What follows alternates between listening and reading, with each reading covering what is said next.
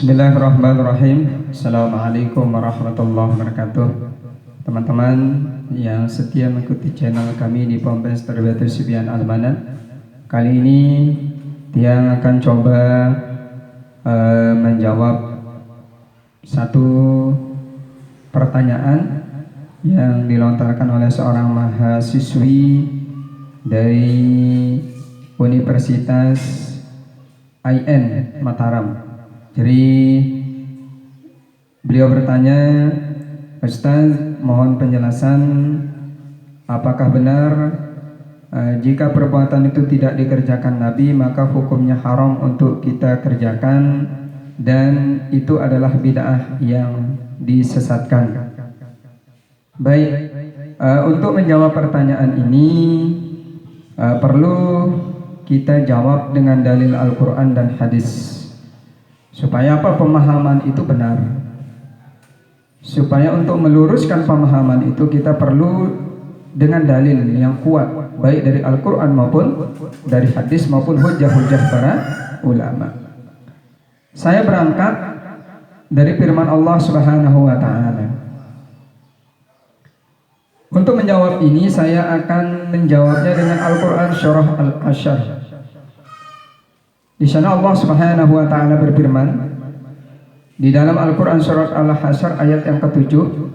Bismillahirrahmanirrahim. Wa ma atakumur rasul fakhudhuhu. Mohon diteliti, mohon direnungi dengan baik supaya kita diberikan hidayah oleh Allah Subhanahu wa taala. Wa ma atakumur rasul fakhudhuhu. Apa saja yang datang dari Rasul kepadamu maka ambillah. Wa ma nahakum anhu fantahu, dan apa saja yang dilarang daripadanya maka berhentilah mengerjakannya. Di sini dikatakan wa ma nahakum anhu fantahu, kecuali kalau konteks Al-Qur'annya berbeda. Kalau konteks Al-Qur'annya berbunyi wa ma lam yaf'alhu fantahu, jika atau dan apa saja yang tidak pernah dikerjakan oleh Rasul maka jangan kerjakan atau berhentilah mengerjakannya. Kalau konteksnya Quran surat Al-Hasyr ini seperti ini, maka jelas semua perbuatan yang tidak pernah dikerjakan oleh Nabi haram hukumnya kita kerjakan.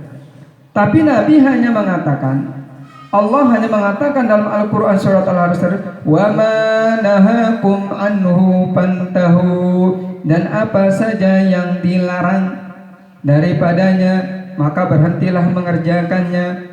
Maka kalau tidak ada dalil dari Al-Quran maupun hadis yang melarang kita untuk meninggalkan atau mengerjakan sesuatu itu, tidak ada alasan kita untuk meninggalkannya atau berhenti mengerjakannya. Ini yang pertama, harus kita pahami dalil. Jangan sampaikan sesuatu yang ambang. Jelaskan dalil itu, maksudnya supaya orang yang mendengarnya tidak tersesat, orang yang mendengarnya tidak menyimpang dari agama Allah. Itu yang pertama. Ini dalil Al-Qur'annya.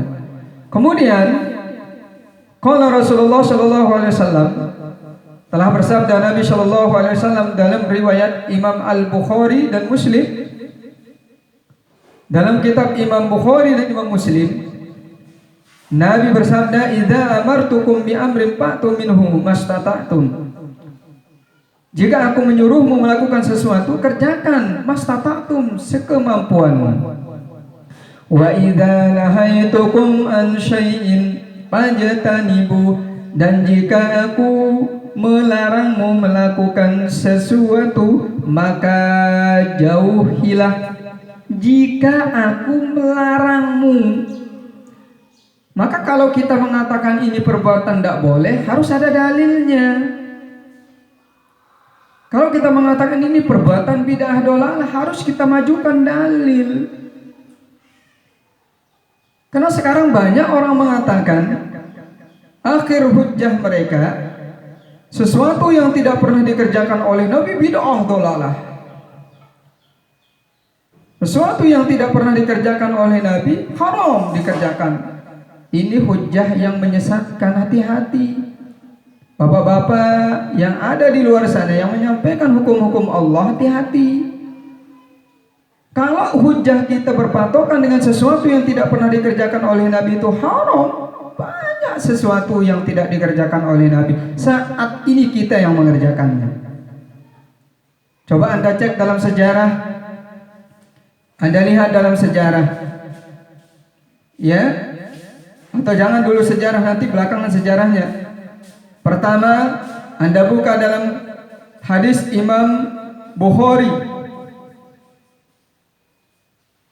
Ketika beliau diundang makan dalam suatu tempat, satu kampung oleh sahabat, ketika beliau menjulurkan tangannya, tiba-tiba Nabi tidak jadi makan. Sahabat bertanya, "Ya Rasulullah, kenapa kau tak jadi makan? Apakah ini haram sehingga kau tidak makan?" Apa jawab Nabi? Nabi menjawab, "Ini tidak haram. Kenapa aku tidak makan? Karena ini tidak ada di kampungku." Jadi Nabi tidak melakukan sesuatu itu bukan karena haram, tapi karena kebiasaan, ketidakbiasaannya. Akhirnya tidak dimakan, tidak dikerjakan. Kemudian yang kedua, dicek lagi dalam hadis riwayat Imam Bukhari. Jadi Nabi meninggalkan sesuatu itu bukan karena haram, tapi karena lupa. Sebagaimana Nabi pernah lupa mengerjakan sholat asar. Yang mulanya asar itu 4 rakaat, tiba-tiba dikerjakan oleh Nabi menjadi 2 rakaat. Salam-salam, tidak ada yang berani menegur Nabi. Tapi ada seorang sahabat yang bernama Zul Yadain. Ini bisa dicek dalam kitab Tijanud Darari. Dia maju dan berkata kepada Nabi, "Ya Rasulullah, apakah sholat asar ini ada perubahan wahyu sehingga pelinggih membawa kami sholat hanya 2 rakaat?" Nabi tidak ngomong, langsung dia menyempurnakan menjadi 4 rakaat. Salam-salam Nabi mengatakan apa? "Ana ansi walakin la ansi." Coba dicek dalam kitab Tijanud Darari. Jadi Nabi meninggalkan sesuatu itu bukan karena beliau mengharamkan, tapi karena beliau lupa. Kemudian yang ketiga, kenapa Nabi meninggalkan sesuatu itu? Karena dia khawatir, bukan karena haram. Seperti apa? Seperti sholat tarawih. Nabi hanya sholat tarawihnya 2 rakaat, 2 malam begitu. Malam ketiga beliau tidak keluar karena khawatir akan diwajibkan nanti oleh Allah. Kemudian yang keempat, kenapa Nabi meninggalkan perbuatan itu? Bukan karena dia haram, tapi karena apa? Karena tidak terlintas di pikiran Nabi. Seperti apa? Pembuatan mimbar. Dicek dalam sejarah, mimbar ini bukan perintah Nabi, tapi atas usulan seorang sahabat yang bernama Salman Al-Farisi. Kemudian yang kelima, Nabi meninggalkan sesuatu itu karena khawatir akan berubahnya hati para sahabat. Bukan karena dia haram sebagaimana sebagian sahabatnya. Bagaimana diceritakan dalam hadis riwayat dari Siti Aisyah, "Laula hadasahu qaumi kabil kufri." Kalau bukan karena dekatnya masa kaumku kepada kekafiran dan kekufuran, lanaqathul ka'bata, maka akan aku hancurkan, robohkan Ka'bah itu. Jadi beliau menjaga perasaan para sahabat-sahabatnya sehingga tidak merobohkan Ka'bah itu. Karena para sahabat-sahabat Nabi membuat Ka'bah itu berbeda dari yang dibuat oleh Nabi Ibrahim alaihissalam. Nah, untuk menjaga perasaan sahabatnya, beliau tidak melakukan itu. Bukan karena dia haram.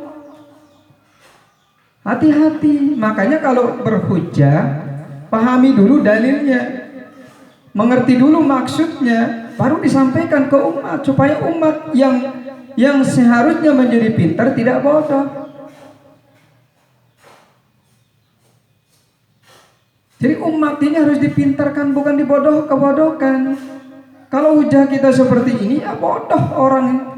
bukan tambah pinter, tapi tambah kebelengir orangnya. Sehingga nanti semuanya diharamkan, sedikit-dikit haram, sedikit-dikit bid'ah, sedikit-dikit dolalah. Masya Allah. Inilah ketidakpahaman kita dalam menyampaikan hukum-hukum Allah Subhanahu wa ta'ala. Kemudian kalau kita berhujjah dengan hujjah bahwa semua yang tidak disampaikan oleh Nabi atau semua yang tidak dikerjakan oleh Nabi itu adalah bid'ah dolalah. Coba Anda cek dia. Banyak perbuatan-perbuatan agama yang tidak diajarkan di zaman Rasulullah, yang tidak diperintahkan oleh Nabi, dikerjakan oleh khulafaur rasyidin, bahkan para sahabat-sahabat di bawah beliau. Kita lihat, kita cek pada masa pemerintahan Abu Bakar, sholat tarawih dikerjakan mumparid, artinya menyendiri. Kemudian kembali lagi pada masa pemerintahan Umar bin Khattab. Nah, pada masa pemerintahan Umar bin Khattab, di sanalah mulai sholat tarawih dikerjakan secara berjemaah. Coba Anda cek di dalam hadis Nabi ada enggak dalil satu saja yang menjelaskan atau yang memerintahkan sholat tarawih ini harus dikerjakan secara berjemaah? Ada enggak dalilnya coba? Tidak ada. Makanya kalau kita merujuk ke dalil, jelas Anda lebih bid'ah dari kami. Hanya hati-hati. Kemudian ya, kembali lagi pada masa pemerintahan Utsman bin Affan. Anda cek dalam sejarah. Makanya kalau belajar hadis, ya jangan hadis terus dipelajari, sejarah dipelajari juga, supaya tahu asbab, ya supaya tahu asbabun nudzul, supaya tahu perjalanan peristiwa-peristiwa yang ada dalam agama kita. Itu hati-hati. Pembukuan Al-Quran berbentuk mazhab itu mulai dilakukan pada masa pemerintahan Utsman bin Affan. Tidak ada perintah di masa Rasulullah. Kemudian pada masa pemerintahan Sayyidina Ali karamallahu wajhah, di akhir pemerintahan Utsman bin Affan terjadi satu tindakan yang sangat fatal. Ketika Utsman bin Affan mengutus satu utusan mengantar surat, seharusnya surat itu mengatakan jika ada utusanku yang datang membawa surat, layani dia dengan baik. Tapi karena salah barisnya, surat itu berbunyi kalau ada utusanku yang datang bunuh dia. Hanya dibunuh oleh sang raja. Mendengar itu langsung Utsman bin Affan memerintahkan memanggil para sahabat-sahabat yang ahli dalam ilmu balaghah, dikumpulkan, kemudian dibarisi Al-Quran itu. Tidak ada barisnya di zaman Rasulullah SAW.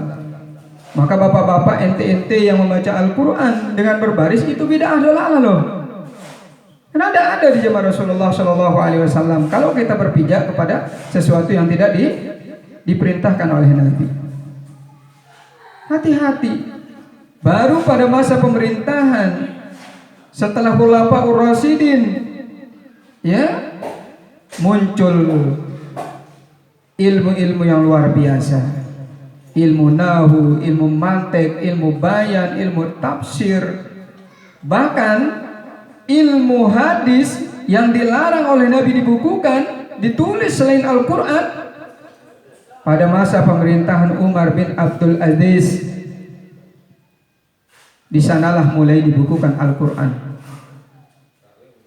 Kalau kita merujuk ke pendapat Anda, Islam ini akan hancur.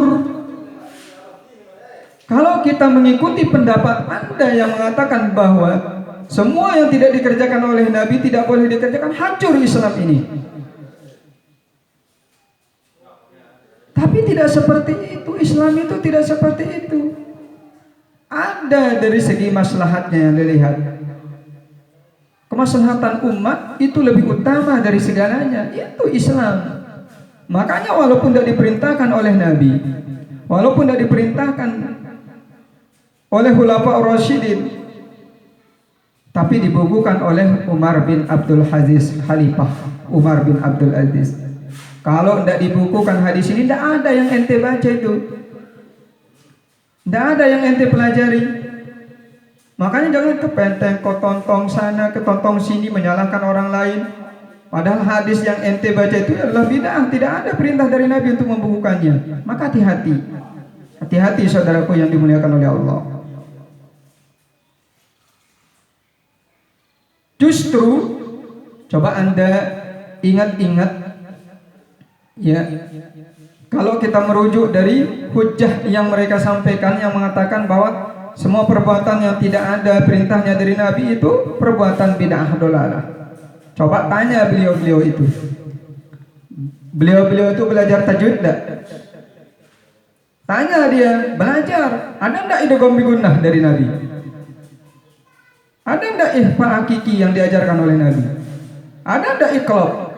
Oh, kalau Rasulullah SAW Nabi bersabda dalam hadisnya, pada belajar iqra, pada belajar iqlab, pada belajar idgham bigunnah, pada belajar ihfa hakiki. Ada enggak? Enggak ada. Itu bid'ah dolalah. Maka kalau semua bid'ah itu dolalah, enggak ada, ente semuanya enggak ada yang akan masuk surga. Semuanya gerempang di neraka nanti. Hati-hati, ini hujjah yang menyesatkan. Hati-hati. Ya, maka mari kita berlapang dada. Tidak semua yang ente anggap benar itu, ya, tidak semua yang antum anggap benar itu, ya, itu bisa diterima oleh orang lain. Makanya kalau berhujjah jangan menggunakan pendapat sendiri. Bandingkan dengan pendapat ulama-ulama yang masyhur, bandingkan dengan pemahaman ulama-ulama yang tarjih pemahamannya. Jangan menggunakan pendapat kita sendiri. Kalau menggunakan pendapat kita sendiri, ini ya hancur Islam itu. Jadi itu saja mungkin jawaban dari saya. Mudah-mudahan bermanfaat. Hadanallahu wa iyyakum ila sabilil manam. Wallahul muwaffiq ila aqwamit thariq. Assalamualaikum warahmatullahi wabarakatuh.